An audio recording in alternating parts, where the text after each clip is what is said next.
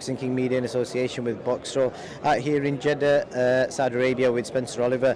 Spencer, it's press conference time. Just start off with the experience of being in Saudi again for the second time for you. How's it all been? Do you know what? It's been an amazing experience, if I'm totally honest. You know, we got here late Monday night or Monday morning, 3 a.m. in the morning, and I've been really impressed. I think that they've done a great job again out here hosting this event, and I'm getting excited as we're getting nearer to the fight. Tensions are starting to rise, and I'm getting excited, and the atmosphere is starting to get really buzzy as well. You know, when we was at Joshua Ruiz 2, it wasn't the same atmosphere. It didn't have the same sort of big fight build up, big fight buzz, but now we're getting closer. You're starting to see names like Nazim Hamid here, Evander Holyfield's turned up, other names are in the building, starting to turn up in the building. There's a little buzz about it, starting to get a fight week feel, so yeah, it's good.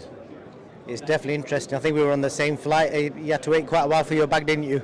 I did, mate. I did. I was panicking a little bit, you know, because I'll give you a little story. We went to Ibiza, me, my wife and my daughter, about a month ago, something like that, and her case never turned up. You know, because the world that we're living in at the moment, cases are going missing because the airports are hectic. So, like, I was waiting a while, and I'm thinking, I'm watching it go round. I seen one bag go.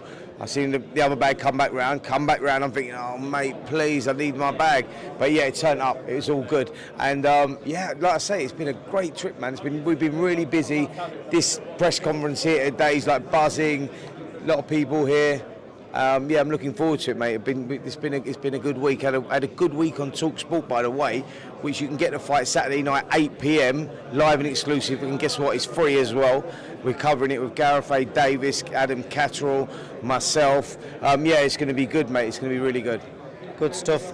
Obviously, you're out here with TalkSport. Normally, obviously, you're working with Sky. So I want to quickly touch upon this back and forth between Johnny Nelson and Eddie Hearn. I don't know if you've stayed up to date with it. Of course. What do you make of it all? Is there going to be some awkwardness in the air today? Adam Smith's going to be coming down as well? Yeah, Adam's coming in today. I've spoke to Adam this morning. I'm with Johnny. He's one of my best pals, Johnny, so I'm with him all the time. I've been with him earlier on, actually. I think what he said was blown out of proportion. If I'm totally honest, what he was saying was, where does Anthony Joshua go if he loses from here? Could it be retirement? You know, will he still have the same ambition? That's what he was actually saying, and I think that sort of people picked up on that, and Eddie even picked up on it. Was going, what's he talking about, retirement? He won't be retired. I think if you go back and listen to the interview, people would sort of took it a little bit out of context. So, look, it is what it is. You know, Johnny says the same thing. He says, you know what, it is what it is.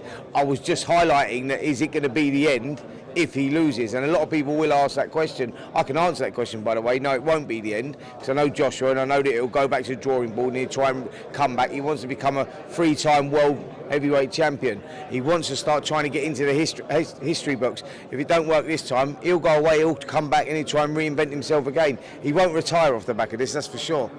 I think one of the things Eddie said was, if you're not with us, fuck everyone. Yeah. I know what Eddie's saying. You know, I think that Eddie's emotions are running high.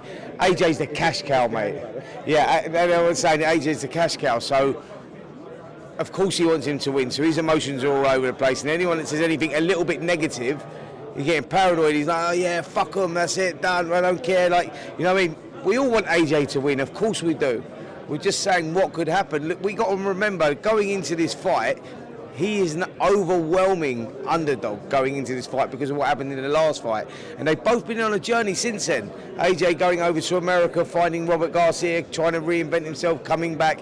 Tactically, he recognised he got it wrong. He's going to change things up this time. But Usyk's had his problems as well. You know, with what his country going into war and him going to fight for his country, being released. You know, a lot of people are asking the question, will that distract him? Will his mind be somewhere else? No, mate, he's a champion. He'll feed off that. He's now doing it for his country.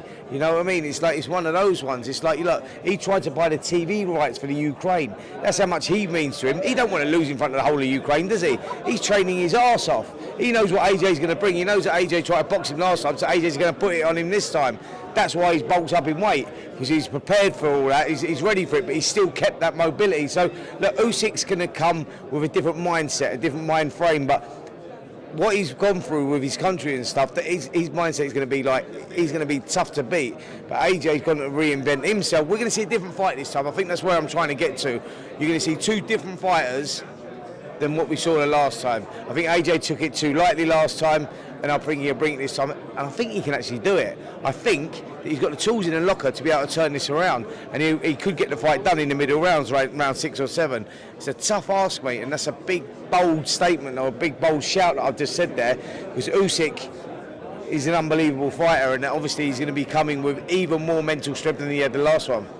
It sounds like both guys could potentially go for the knockout. Usyk is going to be determined to make a statement this time round, and obviously AJ needs to make a statement. So this fight ain't going the distance, is it? Mate, I'm going to make a statement and say I can't see this fight going past 8 rounds, one way or the other. AJ knows what he's got to do to win the fight, right? Usyk, by coming in heavier, probably thinks he knows what AJ's going to try and do. AJ does that, Usyk might set a trap and take AJ out early, because AJ's got to roll the dice, take a gamble. He can't afford to get into the later rounds where fatigue sets in, he starts slowing down. AJ's got to go for it, and that makes him vulnerable. And but Usyk will recognise that, so he might try and take him out. This fight could be over inside 6 rounds. That's the reality of it, and I don't quite know who's going to win it. You know what I mean? It's not one of those. Definitely. And last question, Spencer.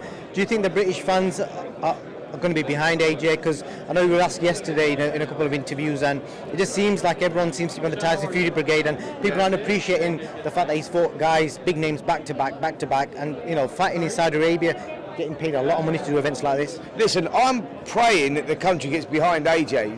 He's a 2-time world champion looking to become a 3-time world champion. Come on, give this guy a break. Let's get behind him. Do you know what I mean? We want him to create history. We want him to be a 3-time world heavyweight champion. Of course we want our man to win, so give him a break. Tyson Fury said that he's retired. Fine, he's retired. Let AJ, let him get on with doing what he's doing. He's give up that Ring Magazine belt, but he never give up the WBC belt. They've given him until the 26th of August. I wonder why. Because if AJ wins this fight, guaranteed, the next fight you'll see is AJ versus Tyson Fury. That's a fact. So there's a lot on the line here for AJ. People are talking about a career on the line. I don't think it's a career on the line, but there's a lot on the line, because if he loses this one, he loses a lot of ground. He needs this fight, and if he wins this one, bang, we sets up the biggest fight in boxing history with Fury and Joshua. On that note, Spencer, thank you for your time and enjoy fight night. Cheers, mate. You too.